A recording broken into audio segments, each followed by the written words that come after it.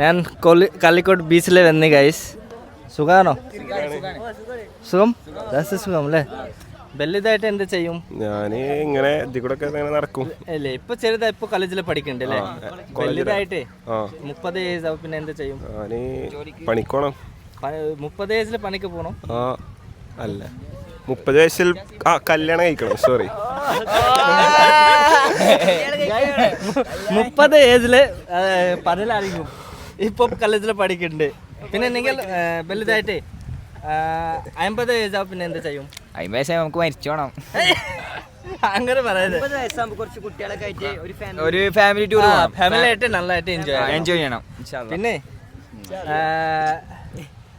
നിങ്ങളുടെ 2 കുട്ടിയാലും നിങ്ങൾ എന്ത് ചെയ്യും? 2 കുട്ടികൾ എന്ത് ചെയ്യും?